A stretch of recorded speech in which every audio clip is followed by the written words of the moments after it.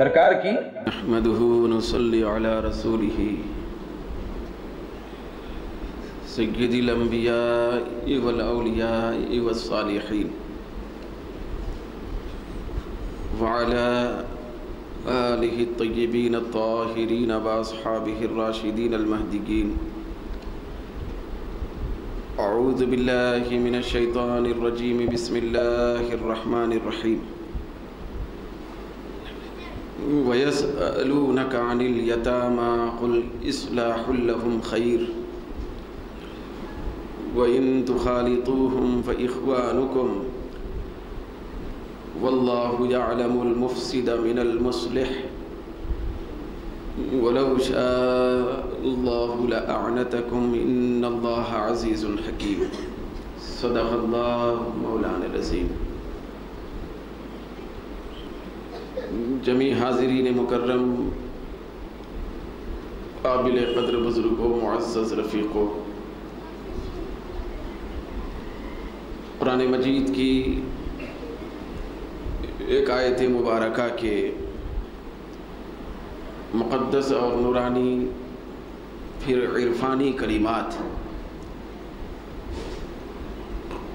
قرآن مجید کا فیض حاصل کرتے ہوئے ابھی تلاوت کرنے کا شرف حاصل ہوا.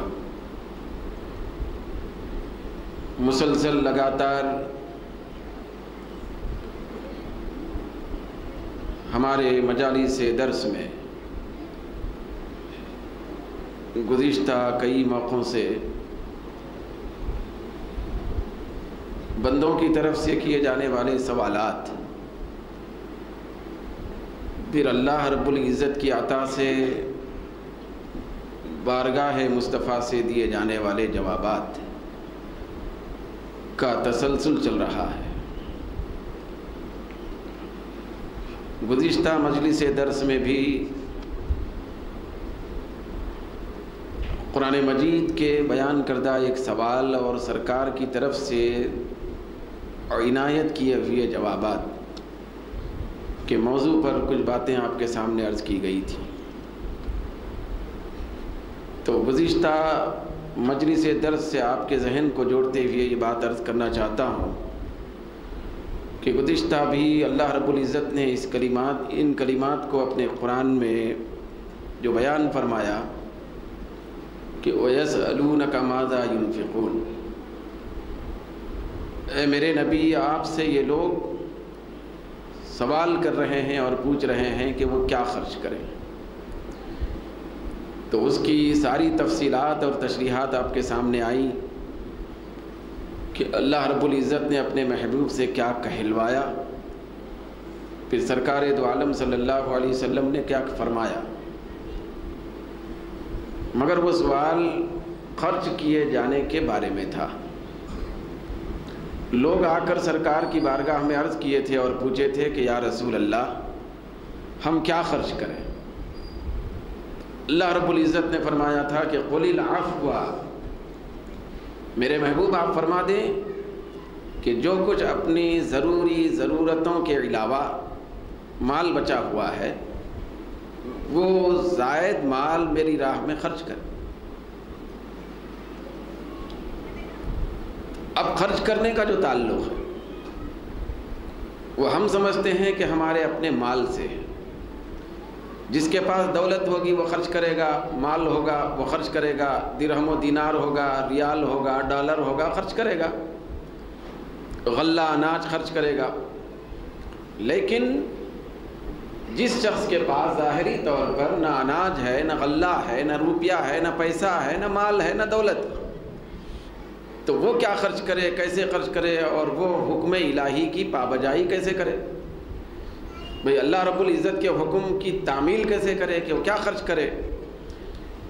تو اس بات کی وضاحت کرتے ہوئے میں آج کے موضوع پہ آنا چاہتا ہوں کہ خرچ کرنے کا جہاں تک تعلق ہے، خرچ کرنے کا تعلق صرف مال سے نہیں ہے. مطلب یہ ہے کہ جس کے پاس مال ہے بس وہ مال خرچ کرنا ہی خرچ ہے، ایسی بات نہیں ہے. خرچ کرنے کا تعلق اور خرچ کرنے کا دائرہ بہت بڑا ہے. مطلب یہ ہے کہ جس کے پاس مال ہے مال خرچ کرے، جس کے پاس مال نہیں ہے، علم ہے، علم تو وہ علم خرچ کرے، یہ بھی خرچ کرنے میں آتا ہے، بلکہ مال خرچ کرنے سے بھی بڑا درجہ ہے یہ علم خرچ کرنا۔ بھائی اگر کسی کے پاس تجربہ ہے تو وہ اپنے تجربے کو بروئے کار لا کر لوگوں کو اچھے تجربے سے بھئی اچھے مشورے دے کر وہ خرچ کرے۔ کسی آدمی کو جو غلط سمت میں جا رہا ہے اس کو اس سمت سے ہٹا کر نیک سمت میں لانے کی کوشش کر کے وہ اپنی توانائی خرچ کرے، وہ اپنی جد و جہد خرچ کرے، طاقت خرچ کرے، اپنی پلاننگ خرچ کرے، اپنا نظام اور اپنا مشورہ، اپنا تجربہ خرچ کرے۔ خرچ کرنے کے بہت سارے انداز ہوتے ہیں، یہاں تک کہ آپ کو سن کے تعجب ہوگا کہ اگر کسی آدمی کے پاس مال نہیں ہے خرچ کرنے کے لیے، پھر اللہ کا حکم ہے کہ خرچ کرو، تو کیسے خرچ کرنے کا ثواب پائے گا؟ خرچ کرنے والوں کی طرح اس کو اجر کب ملے گا؟ تو وہ مایوس ہونے کی ضرورت نہیں ہے۔ جس کے پاس مال نہیں ہے وہ اللہ کے راستے میں مال خرچ کر کے جو ثواب حاصل کر سکتا تھا، پروردگار عالم نے اتنا یا اس سے زیادہ ثواب بھئی اس کے لائق کئی ایسے ثواب کے راستے اللہ رب العزت نے کھول کے رکھا ہے، جس کے ذریعے سے، جس پہ چل کر وہ بندہ اللہ کے راستے میں خرچ کرنے والوں کے برابر یا ان سے زیادہ ثواب پاتا ہے۔ مال خرچ کرنے والوں سے زیادہ ثواب اس کو حاصل ہو سکتا ہے یا اس کے برابر حاصل ہو سکتا ہے۔ چنانچہ حضرت ابو امامہ باہلی رضی اللہ تعالی عنہ جلیل القدر صحابی ہیں، سرکار کے پیارے اور چہیتے صحابی ہیں۔ حضرت ابو امامہ باہلی رضی اللہ تعالی عنہ نے ملاحظہ فرمایا کہ مدینے کے اندر میرے بھائیوں میں سے یعنی دیگر صحابہ میں سے بہت سارے لوگ مالدار ہیں۔ پھر آقا دو جہاں صلی اللہ علیہ وسلم نے ایک مرحلے پر حکم ارشاد فرمایا، آپ نے حکم دیا کہ مال لاؤ یا اللہ کے راستے میں مال پیش کرو، تو صحابہ ڈھیروں کا مال لا رہے ہیں۔ پھر حضور کی خدمت میں مال پیش کیا جا رہا ہے، ہر صحابی اپنی بساط اور اپنی گنجائش اور وسعت اور پھر اپنی قدرت کے مطابق مال پیش کر رہے ہیں۔ تو حضرت ابو امامہ باہلی رضی اللہ تعالیٰ عنہ کے پاس ایک پائی بھی نہیں تھی، پائی بھی۔ تو آپ کو تھوڑا سا قلق ہوا، اضطراب ہوا، دل کی بے چینی ہوئی کہ میرے دیگر ساتھی تو مال کا نذرانہ ڈھیروں کی شکل میں پیش کر رہے ہیں، لیکن کیا کروں کہ میرے پاس ایک پائی تک نہیں ہے کہ میں پیش کر سکوں۔ میں اللہ کے راستے میں کیا پیش کروں، کیا لٹاؤں؟ کیا میں ان کی طرح ثواب حاصل کر سکتا ہوں؟ مجھے کب ان کی طرح ثواب حاصل کرنے کا موقع ملے گا؟ میرے پاس کب دولت آئے گی، کب مال آئے گا، کب اللہ کے راستے میں لٹاؤں گا، کب ان کے برابر ہو جاؤں گا؟ قرآن مجید کا حکم بھی ہے کہ نیکی کے کاموں میں سبقت لے جانے کا جذبہ رکھو، نیکی کے کاموں میں آگے بڑھنے کا جذبہ رکھو، نیکی کے کام میں آگے بڑھنے کا جذبہ اور حوصلہ رکھنے کا حکم بھی ہے۔ تو وہ اس اضطراب اور بے چینی میں رہے کہ میں ان کے برابر تو بھی کم سے کم ہو جاؤں، کہ کب مال آئے، کب خرچ کروں، بس اسی فکر میں بارگاہ رسالت میں حاضر ہو گئے۔ اب حدیث پاک میں آتا ہے کہ وَكَانَ ابو امامۃ الباہلی جالسا بین یدیہ علیہ السلام وہو یحرک شفتیہ۔ حضرت ابو امامہ باہلی رضی اللہ تعالی عنہ اسی بے چینی میں، ایک فکر میں کہ میرے پاس مال نہیں ہے، میں کیا لٹاؤں، لوگ تو مال لا رہے ہیں ڈھیروں کا، تو اسی فکر میں بارگاہ رسالت میں حاضر ہو گئے۔ سرکار کی بارگاہ میں آ کر بیٹھ گئے اور بیٹھ کر اپنے ہونٹوں کو کچھ حرکت دے رہے تھے۔ لوگوں نے دیکھا کہ آپ کے ہونٹ ہل رہے ہیں، صحابہ کا مجمع ہے، مال لائے ہوئے لوگ خوشی خوشی اور مسرت کے ساتھ بیٹھے ہیں کہ آج ہم کو موقع ملا کہ اللہ کے راستے میں اپنا مال قربان کر دیں۔ لیکن حضرت ابو امامہ باہلی رضی اللہ تعالیٰ عنہ جن کے گھر میں ایک پائی تک نہیں تھی، تو حاضر خدمت ہو کر اپنے ہونٹوں کو حرکت دے رہے، ہونٹ ہل رہے ہیں۔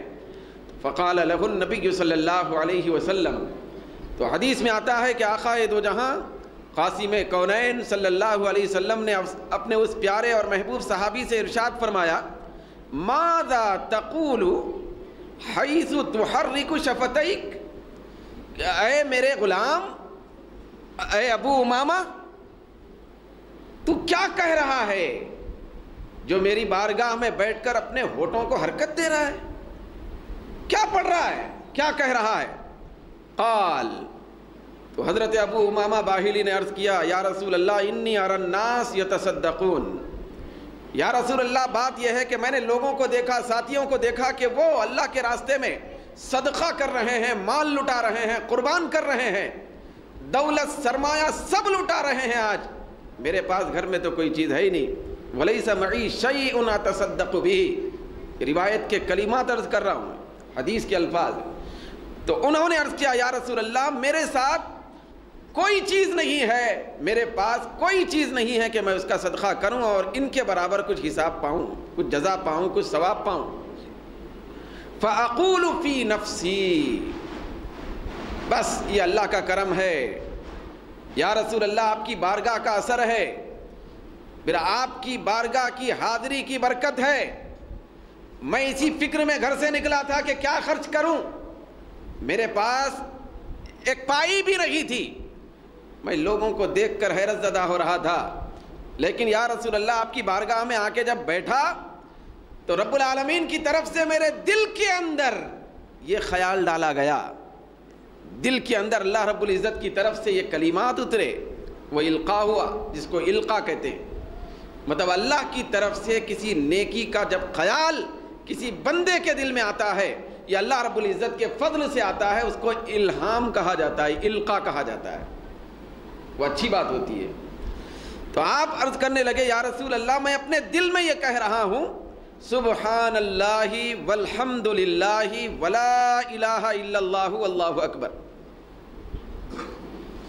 سبحان اللہ والحمد للہ ولا الہ الا اللہ واللہ اکبر۔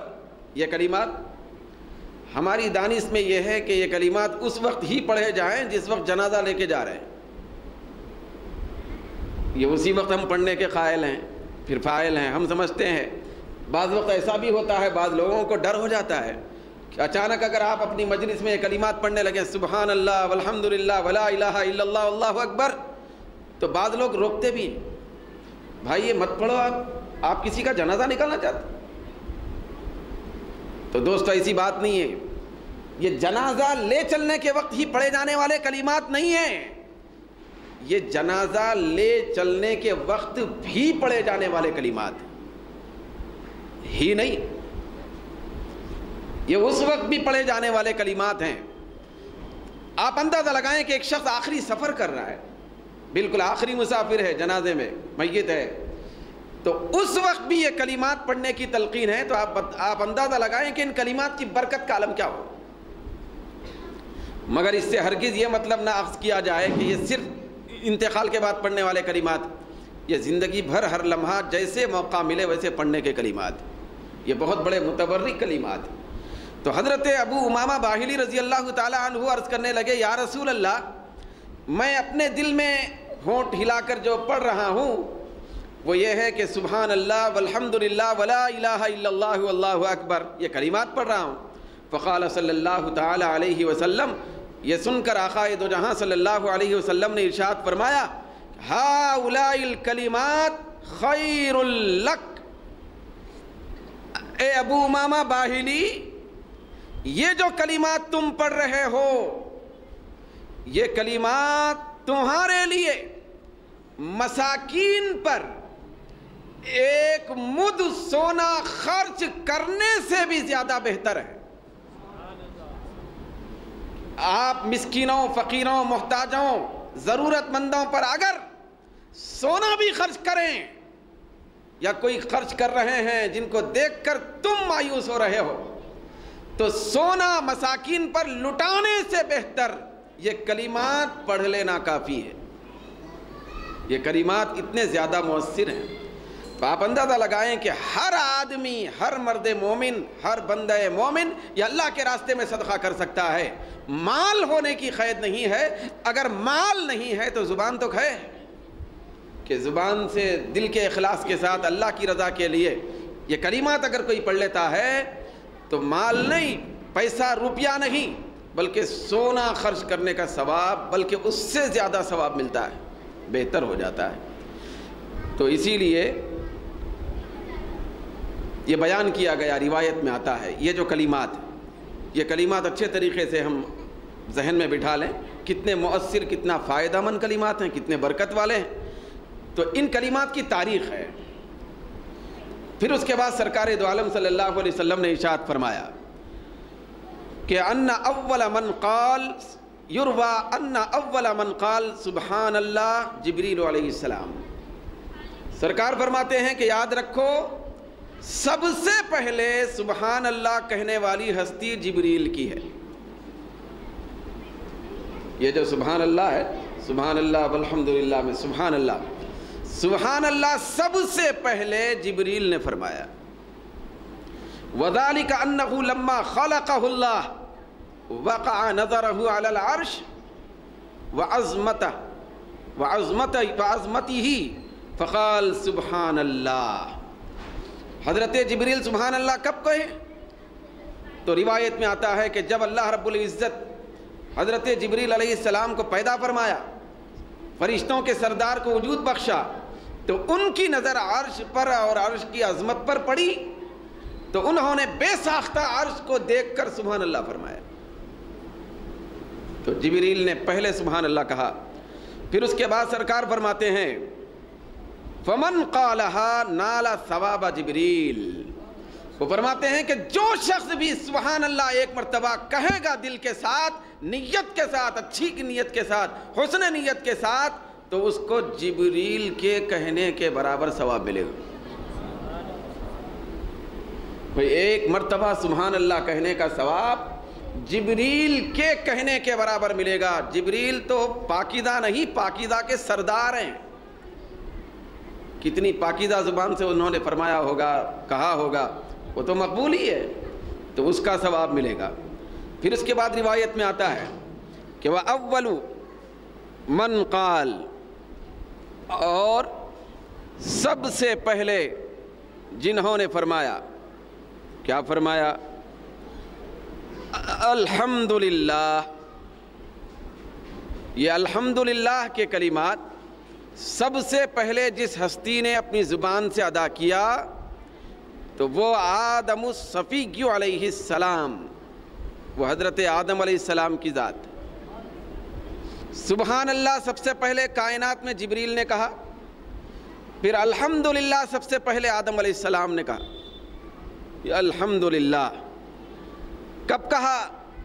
تو اس کے بارے میں آتا ہے کہ حین نفخ فیہ الروح، جس وقت آدم علیہ السلام کے اندر روح پیدا کی گئی، پھونکی گئی، بھئی آدم علیہ السلام کے اندر روح ڈالی گئی، تو اس وقت روح ڈالے جانے کے بعد حضرت آدم علیہ السلام کے اندر وہ جو جسمانی پیکر تھا، بدن تھا، جسم کا ایک ڈھانچہ تھا، صرف جب روح ڈالی گئی تو حضرت آدم علیہ السلام کے اس جسم مبارک میں جان آ گئی۔ تو جیسے ہی ان کی آنکھ کھلی، پھر ان کے اندر جان آ گئی، تو فوری آپ نے فرمایا الحمدللہ۔ تو حضرت آدم علیہ السلام کا کہا ہوا کلمہ ہے۔ تو حضور فرماتے ہیں کہ فمن قالها نال نصیبا من فضل آدم، جو شخص بھی ایک مرتبہ الحمدللہ کہتا ہے وہ حضرت آدم علیہ السلام کے بہت بڑے حصے میں سے بہت بڑا حصہ ثواب کا پاتا ہے، بہت بڑا حصہ ثواب کا مل جاتا ہے۔ پھر اس کے بعد آپ فرماتے ہیں کہ وَأَوَّلُ مَنْ قَالَ لَا إِلَٰهَ إِلَّا اللَّهُ، سب سے پہلے جس ہستی نے لا الہ الا اللہ کہا نوح النجی علیہ السلام، وہ حضرت نوح علیہ السلام کی ذات۔ یہ بطور خاص کہنے والوں کی بات ہو رہی، تو ان کی بات ہے صرف لا الہ الا اللہ جنہوں نے سب سے پہلے فرمایا، نوح علیہ السلام تھے۔ کب فرمایا آپ نے؟ جس وقت طوفان کو آپ نے دیکھا کہ طوفان ایک بلا اور آزمائش کے طور پہ آ رہا ہے، تو طوفان کی شدت کو دیکھ کر حضرت نوح علیہ السلام کی زبان سے لا الہ الا اللہ کے الفاظ نکل گئے۔ تو اس کے بعد سرکار فرماتے ہیں کہ فمن قالها اخذ حظا وافرا من ثواب نوح، جو آدمی لا الہ الا اللہ ایک مرتبہ کہتا ہے تو اللہ تبارک و تعالی حضرت نوح علیہ السلام کے بہت زیادہ ثواب میں سے بہت زیادہ حصہ عطا فرماتا ہے، بہت زیادہ۔ پھر اس کے بعد آپ فرماتے ہیں کہ وَأَوَّلُ مَنْ قَالَ اللہ اکبر سبحان اللہ والحمد للہ ولا الہ الا اللہ، پھر آخر میں اللہ اکبر۔ تو یہ جو اللہ اکبر کا کلمہ ہے سب سے پہلے حضرت ابراہیم خلیل اللہ علیہ السلام نے فرمایا۔ کب فرمایا؟ حین شاہد فداء اسماعیل، جس وقت حضرت ابراہیم علیہ السلام اپنے محبوب اور پیارے بیٹے حضرت اسماعیل علیہ السلام کو ذبح کرنے کے لیے، بھئی اللہ کا حکم پا کر ذبح کرنے کے لیے لٹا دیے، پھر آپ نے اپنے آنکھوں پہ پٹی باندھ کے رکھی تھی۔ حضرت اسماعیل علیہ السلام کے گلے پر جب آپ چھری چلانا چاہتے تھے، چھری نہیں چل رہی تھی، تاں کہ پھر چھری چلی، جیسے ہی چھری چلی گلا کٹتا ہوا نظر آیا۔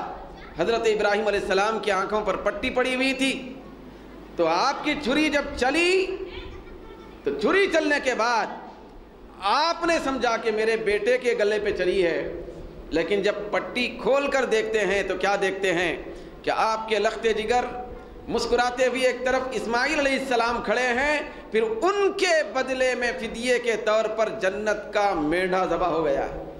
جب یہ ماجرا آپ نے دیکھا تو اس وقت بے ساختہ آپ نے فرمایا اللہ اکبر۔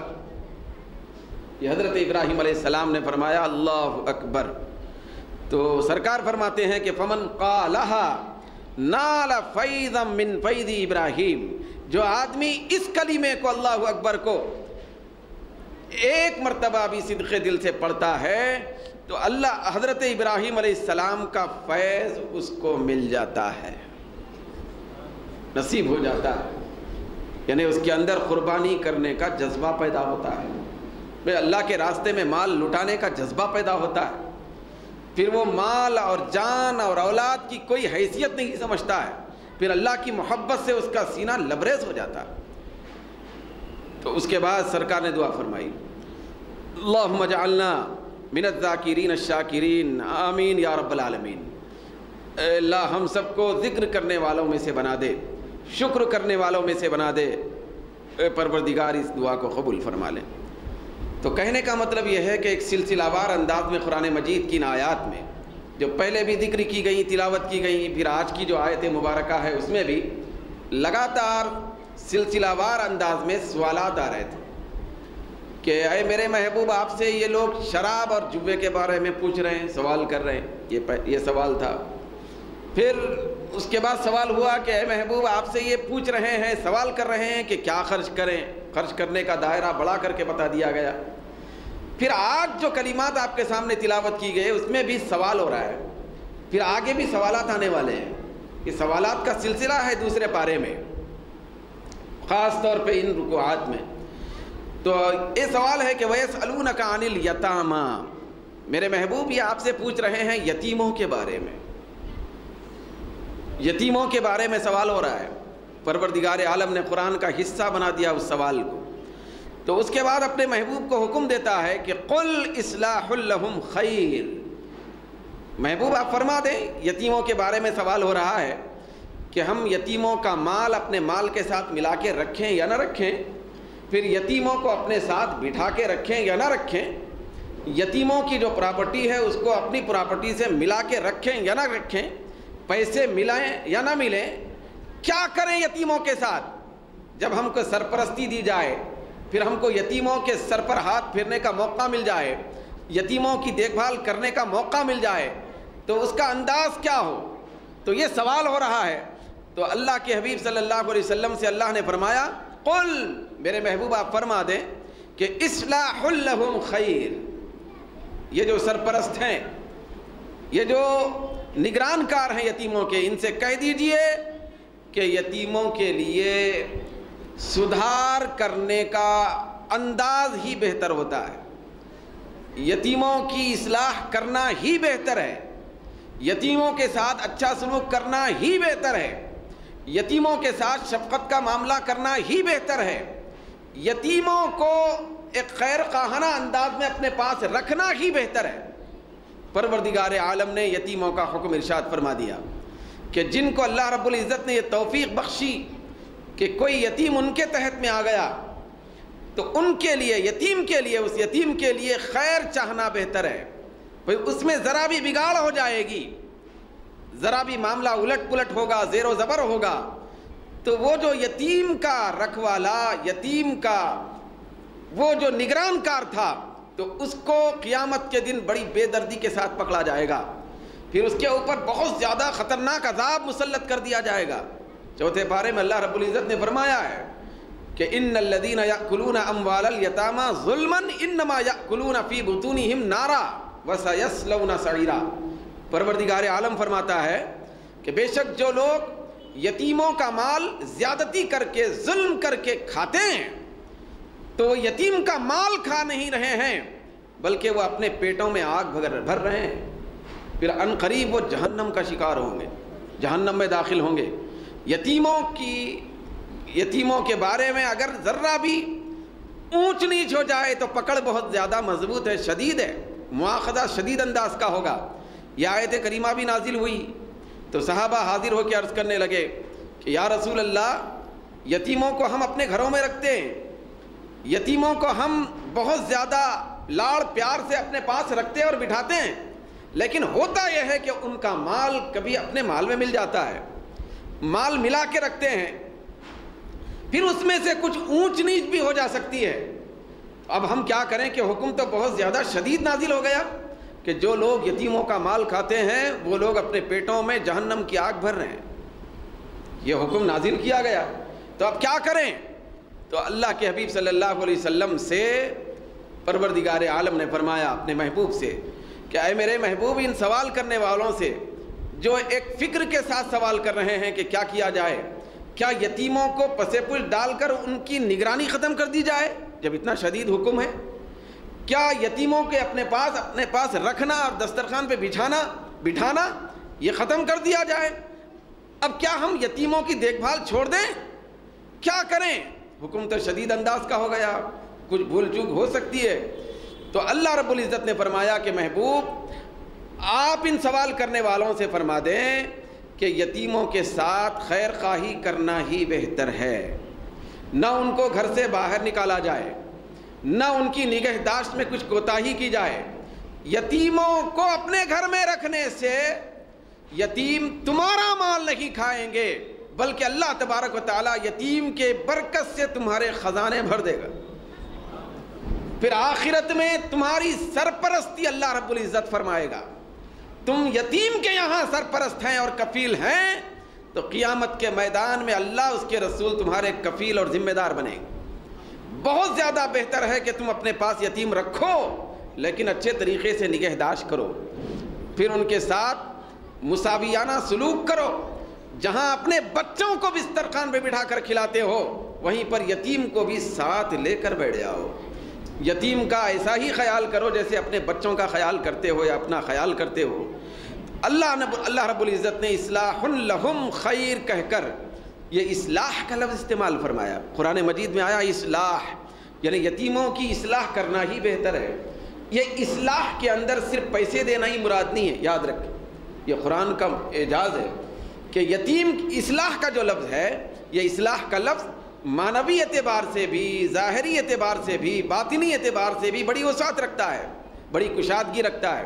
مطلب یہ ہے کہ یتیموں کو پیسے بھی دو، یتیموں کے پیسے اپنے پاس ہیں تو اس کی کفالت کرو، اس کی حفاظت کرو، پھر اس کے اندر بہت زیادہ کثرت پیدا کرنے کی بھی کوشش کرو۔ جیسا اپنا بچہ ہوتا ہے یا اپنا مال ہوتا ہے تو اپنا مال ہم ایک جگہ چھپا کے رکھنا گوارا نہیں کرتے بلکہ اس کو تجارت میں لگانا چاہتے ہیں، کبھی اس کو معیشت میں لگانا چاہتے ہیں، پھر اس کے ذریعے سے ہم زیادہ سے زیادہ مال حاصل کرنا چاہتے ہیں تاکہ ہماری پراپرٹی، ہماری ثروت اور دولت میں اضافہ ہو جائے۔ ٹھیک یہی معاملہ اصلاح کے روپ میں یتیم بچوں کے ساتھ کیا کرو کہ اگر کسی یتیم بچے کی نگہداشت کی تم کو توفیق ہوئی اور یہ اللہ رب العزت راستہ فراہم کر دیا، اس کا مال ہے 1 لاکھ روپے، تو آپ 1 لاکھ روپے رکھ کر اس کے اوپر خرچ کرنے کے بجائے اس 1 لاکھ روپے سے اس کے لیے تجارت کا آغاز کرو، معیشت کا آغاز کرو، پھر اس کے ساتھ ساتھ اس کے اندر مال کی کثرت کرو۔ جب وہ بڑا ہو جائے گا، باشعور ہو جائے گا، جب وہ توانا ہو جائے گا، اچھے برے کی تمیز اس کے اندر پیدا ہو جائے گی، سارا مال جو تجارت میں لگانے کے بعد بڑھ چکا ہے، جبکہ آپ نے 1 لاکھ لگایا تھا تو آج کی دنیا میں وہ 1 کروڑ بن گیا ہے، تو پورا مال یتیم کے حوالے کر دو۔ یہ اصلاح کا لفظ استعمال کیا گیا، یہ اصلاح کے اندر کی جامعیت، مطلب یہ ہے اس کے اندر علم بھی ہے، تعلیم بھی ہے، وعدہ بھی ہے، وعید بھی ہے، اس کے اندر اچھا سلوک بھی ہے، کھانا کھلانا بھی ہے، پلانا بھی ہے، بٹھانا بھی ہے، پھر ان کو پہنانا بھی ہے، ہر چیز اس کے اندر شامل ہے کہ یتیموں کے ساتھ اصلاح کرو۔ یہ اصلاح بولنے میں ایک لفظ ہے لیکن پوری خوبیاں اس کے اندر آ جاتی ہیں۔ جہاں تم اپنے بچوں کی تعلیم کا انتظام کرنے کے لیے فکر مند ہوتے ہو، یتیم کے لیے بھی اچھی سی اچھی تعلیم کا بندوبست کرو، یہ اصلاح ہے۔ پھر ایک بات یاد رکھیں، بعض وقت ہمارے ذہن کنفیوز ہو جاتے ہیں۔ مثال کے طور پہ ہم ایک بچے یتیم بچے کے یا بچی کے ہم کفیل ہو گئے، ذمہ دار ہو گئے، ہماری نگرانی میں بچہ چل رہا ہے، ہم لے گئے ایک اسکول میں یا مدرسے میں اس کا داخلہ دلا دیے، دلانے کے بعد بھائی استاذ نے اس کی تربیت کے لیے مارا، بھائی اس کی تعلیم کے لیے استاذ نے مارا، یا ہم جو ذمہ دار ہیں یتیم کے تو ہم خود اس کی تربیت کے لیے، اس کی اچھائی کے لیے، اس کی خیر کے لیے ہم نے اس کو مارا اور سزا دی۔ تو بعض لوگ تانا دیتے ہیں، آپ کو معلوم ہونا چاہیے، شرم نہیں آتی کہ یتیم کے اوپر ہاتھ اٹھاتے ہیں؟ یتیم بچہ ہے، آپ نے ہاتھ کیوں اٹھایا؟ بھئی آپ نے اس کو کیوں مارا؟ تو دوستو یہ غلط بات ہے۔ لفظ یتیم جہاں آ جائے تو اس کو کسی صورت میں مارا نہیں جا سکتا، یہ غلط ہے۔ بھئی اللہ رب العزت نے ایک لفظ استعمال فرمایا، اسی سے یہ مسئلہ نکل رہا ہے۔ بھئی اصلاح مفسرین نے نکالا، محدثین نے یہ مسئلہ نکالا کہ جیسے جیسے جس انداز میں اس یتیم بچے کی اصلاح ہو سکتی ہے وہ کرو۔ تو اصلاح کے لیے بعض وقت خفیف اور ٹھنڈے انداز سے مارنا بھی پڑے گا، بھئی اس کو سمجھانا بھی پڑے گا، پھر اس کو ڈانٹنا بھی پڑے گا، کبھی کبھی اس کے اوپر شدت اختیار کرنا پڑے گا، جیسا کہ اپنے بچوں پر کرنا پڑے گا۔ یتیم بچہ ہے، اسکول جانا پسند نہیں کر رہا ہے، یتیم بچہ ہے وہ قرآن مجید سے منہ موڑ رہا ہے، یتیم بچہ ہے وہ نماز کے لیے عادت نہیں بنا رہا ہے، تو جس طریقے سے اپنے بچوں کے لیے مارنا جائز ہے، حدیث شریف میں آیا نا کہ جب بچہ 7 سال کی عمر کا ہو تو اس کو نماز کا حکم دو، لیکن جب 10 سال کا ہو جائے تو مار کے لے جاؤ۔ مارنے کا مطلب ظلم نہیں، زیادتی نہیں، توجہ دلانا، تنبیہ کرنا مقصد ہے۔ جس طرح اپنے بچے کو نماز کے لیے، نماز کا عادی بنانے کے لیے، پابند بنانے کے لیے مارنا جائز ہے کیونکہ بچے کی اصلاح مقصد ہے، ٹھیک اسی طریقے سے یتیم بھی اپنا بچہ ہے تو اس کو بھی مارنا درست ہے۔ ہرگز ایسی بات نہیں ہے کہ یتیم کو مارا ہی نہ جائے، یتیم کی تربیت ہی نہیں کی جائے، یتیم کے اوپر کوئی تنبیہ کے الفاظ ہی نہ بولے جائیں، یتیم کے اوپر کوئی سختی برتی ہی نہ جائے۔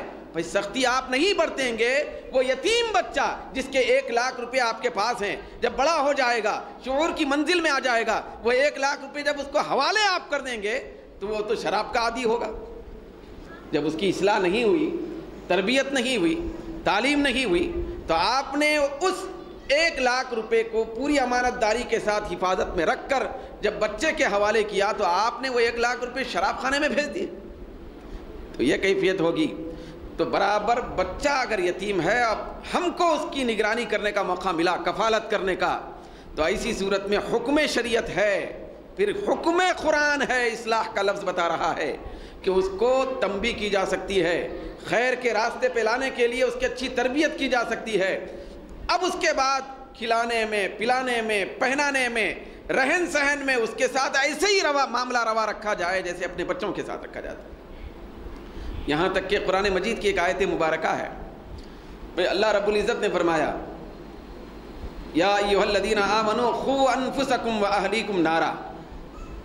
بھئی اللہ فرماتا ہے کہ اے ایمان والو، تم اپنے آپ کو اور اپنی اولاد کو بھئی اس آگ سے بچاؤ، قوا انفسکم واہلیکم نارا، ایک آگ سے بچاؤ، وہ دوزخ کی آگ، وہ دوزخ کی آگ ہے۔ تم اپنے آپ کو اپنی اولاد کو آگ سے بچاؤ، دوزخ سے بچاؤ. تو یہ جو اپنی اولاد کو بچاؤ کا لفظ ہے تو اس کے اندر مفسرین فرماتے ہیں کہ یہاں اولاد سے مراد ہماری اپنی حقیقی اولاد ہی نہیں ہے. یہاں اولاد سے مراد وہ یتیم بچے بھی ہیں جو ہماری نگرانی میں رہتے ہیں. یعنی ہماری ذمہ داری ہوتی ہے کفیل کی کہ وہ جہاں اپنی اولاد کو جہنم سے بچانے کی کوشش کرے تو وہیں پر اسی اولاد کے زمرے میں یتیم کی اچھی تربیت کر کے اس کی اصلاح کر کے اس کو بھی جہنم کی آگ سے بچانے کی کوشش کرے. یہ اولاد میں صرف اپنی اولاد ہی نہیں آتی، یتیم کو بھی اپنی اولاد کہا گیا. بھائی اپنی اولاد کہا گیا. تو چنانچہ یہ یتیم یہ ہم کو اللہ رب العزت سے قریب کرنے کا بہت بڑا ذریعہ بنتا ہے. پھر اب یہاں یہ بات عرض کرنا چاہتا ہوں کہ یتیم کس کو کہا جاتا ہے، یتیم کون ہوتا ہے. یتیم کہتے ہیں انسانوں میں، بھئی ایک یتیم ہے جانوروں میں، پھر ایک یتیم ہوتا ہے انسانوں میں. تو انسانوں میں یتیم اس نابالغ بچے کو کہتے ہیں کہ جس کے باپ کا سایہ اس کے سر سے اڑ گیا ہو نابالغ حالت میں، اور شریعت نے اس باپ کو باپ کہا ہو. یہ یاد رکھیں، شریعت نے اس باپ کو باپ گردانا ہو اور کہا ہو تو شریعت جس کو باپ کہی تو اس باپ کا انتقال اگر بچپنے میں ہو جائے، نابالغ حالت میں ہو جائے باپ کا انتقال، تو اس بچے کو یتیم کہا جاتا ہے. یہ قید میں نے جو عرض کی، بھئی آج تک آپ نے یہ کلمات سنے ہوں گے تعریف کہ بچے کا انتقال ہو گیا، نابالغ حالت میں چھوٹا بچہ ہے، باپ کا انتقال ہو گیا، بچہ یتیم ہے. نہیں، وہ باپ ہونا ضروری ہے جس کو شریعت نے باپ سمجھا.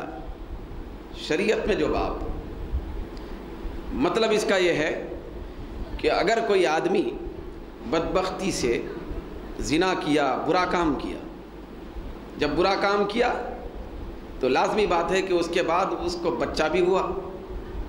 نکاح سے بچہ نہیں ہوا، برا کام اور بدکاری کی وجہ سے بچہ ہوا تو بچہ ہی ہے. اب وہ جو بدکاری کرنے والا شخص تھا جس کی وجہ سے بغیر نکاح کے وہ بچہ ہوا، اس شخص کا انتقال ہو گیا. وہ جس کا بچہ ہوا اس کا انتقال ہو گیا، تو انتقال ہونے پر شریعت اس بچے کو یتیم نہیں کہتی. کیوں؟ اس لیے کہ اس کا وہ جو شخص ہے شرعی باپ نہیں ہے.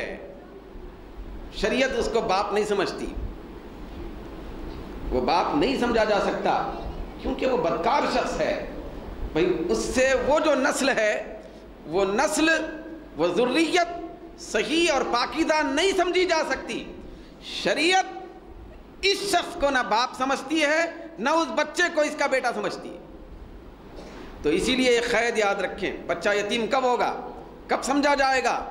وہ جو یتیم بچے کے ساتھ حسن سلوک کرنے کے بے شمار ثواب ہیں، میں آئندہ عرض کروں گا، بے حساب ثواب ہیں یتیم بچے پر رحم کرنے کے.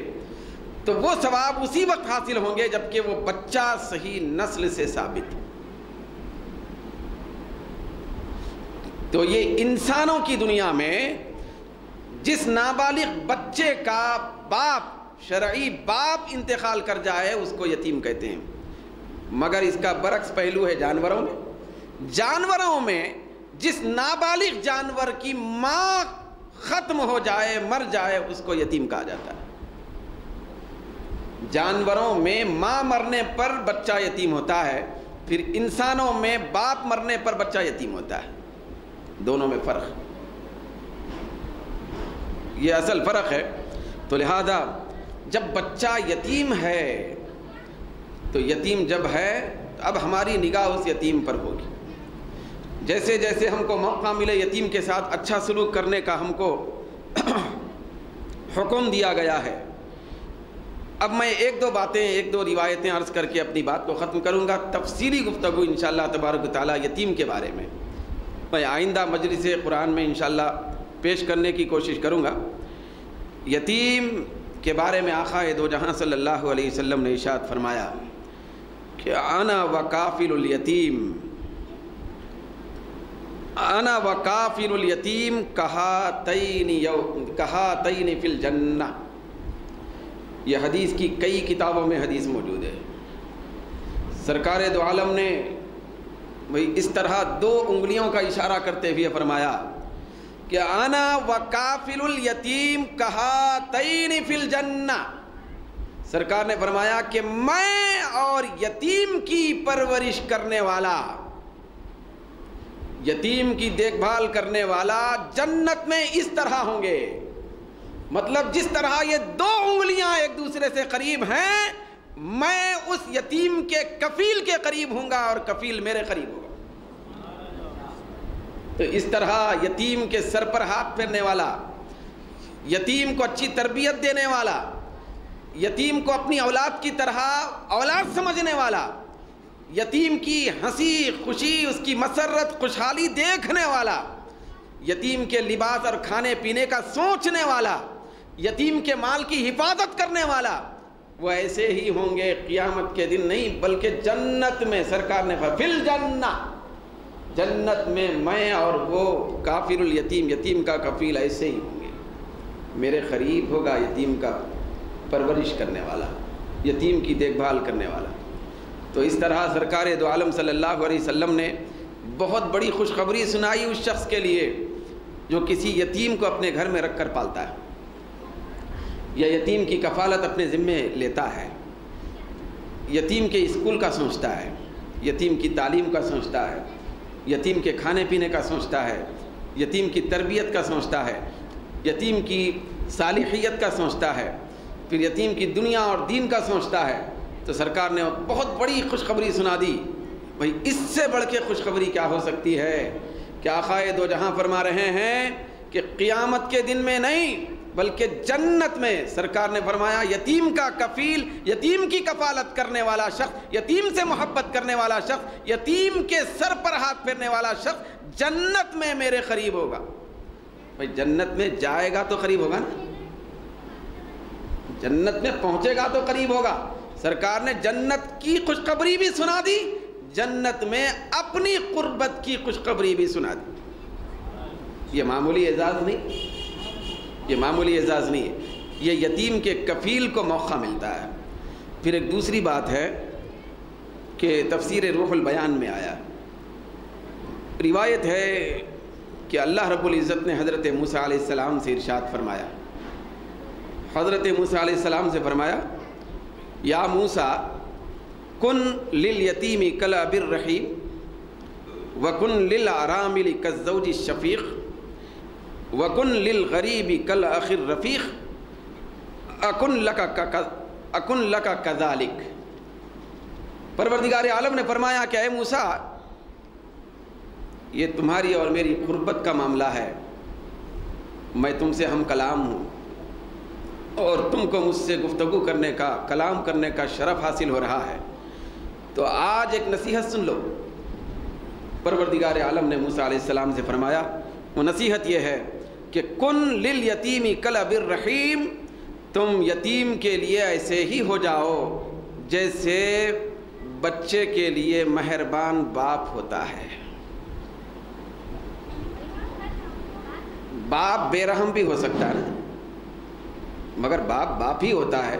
لیکن اللہ رب العزت نے فرمایا جس طرح ایک بچے کے لیے رحم دل باپ، بہت زیادہ بچے کو چاہنے والا باپ ہوتا ہے، جو بچے کی ہر اچھائی پہ سوچتا ہے، پھر اس کی ہر برائی پہ سوچتا ہے، بچے کے نفع کو بھی سوچتا ہے، نقصان کو بھی سوچتا ہے.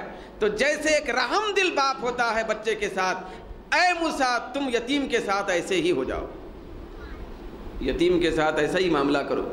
پھر اس کے بعد فرمایا وَكُن لِلْأَرَامِلِ كَالزَّوْجِ الشَّفِيقِ، پھر تم لاوارث بچوں کے لیے، ایک تو یتیم ہو گیا بھئی، ایک لاوارث لوگ ہوتے ہیں جن کا کوئی پرسان حال نہیں ہے، باپ ہے ماں ہوگی باپ ہوگی، لیکن کوئی ان کا وارث اب دکھائی نہیں دیتا، بھٹک کے کہیں پہنچ گئے. جیسے کہ ہمارے برما کے بھائی لوگ ہیں، چھوٹے چھوٹے بچے آ رہے ہیں، نہ والدہ ہیں نہ باپ ہے، نہ انتقال کی خبر ہے، نہ باقی رہنے کی، زندہ رہنے کی خبر ہے۔ تو یہ جو لاوارث ہیں، تو اللہ رب العزت نے حضرت موسیٰ علیہ السلام سے فرمایا کہ اے موسیٰ تم لاوارث بچوں اور لوگوں کے لیے ایسے ہی ہو جاؤ جیسے کہ ایک شفقت کرنے والا شوہر اپنی زوجہ کے ساتھ رہتا ہے، زوجہ کے ساتھ ہوتا ہے، شفقت والا شوہر ہوتا ہے جو اپنی زوجہ کی ہر ضرورت کو سمجھتا ہے، پھر اس کی ہر ضرورت کو پورا کرتا ہے۔ تم لاوارث بچوں اور لوگوں کے ساتھ ایسے ہی ہو جاؤ۔ پھر اس کے بعد فرمایا وَكُن لِلْغَرِيبِ كَالْأَخِي رفیق، پھر بھئی اجنبی کے لیے، مسافر کے لیے ایسے ہی ہو جاؤ جیسے کہ چاہنے والا، ساتھ رہنے والا بھائی ہوتا ہے، ساتھ میں رہنے والا جیسا بھائی ہوتا ہے۔ وہ اپنے بھائی کے ہر درد کو، سکھ کو جانتا ہے، پھر اس کی تلافی کی کوشش کرتا ہے، اگر درد ہے، تکلیف ہے، دور کرنا چاہتا ہے۔ جس طرح ساتھ رہنے والا بھائی، بھئی امریکہ میں رہنے والا نہیں، ساتھ رہنے والا بھائی جس طرح اپنے بھائی کی فکر کرتا ہے، ٹھیک اسی طریقے سے تم ایک اجنبی کی فکر کرو۔ وہ پردیسی ہے، ہو سکتا ہے کہ اس کے اپنے وطن میں اس کی جائیداد ہوگی، بھئی اس کی معیشت ہوگی، اس کی تجارت ہوگی، لیکن وہ فی الوقت اجنبی ہے، وہ باہر سے آیا ہوا ہے۔ تم اس کے ساتھ ایسے ہی ہو جاؤ جیسے اپنا چاہنے والا بھائی ہوتا ہے۔ تو اس کے بعد اللہ رب العزت نے خوشخبری سنا دی کہ اے موسیٰ تم یتیم کے ساتھ اس طرح، پھر بے سہارا لوگوں اور لاوارث بچوں کے ساتھ اس طرح ہو جاؤ گے، پھر اجنبیوں اور مسافروں کے ساتھ اس طرح ہو جاؤ گے، تو اکن لک کذالک، میں تمہارے ساتھ ایسے ہی ہو جاؤں گا۔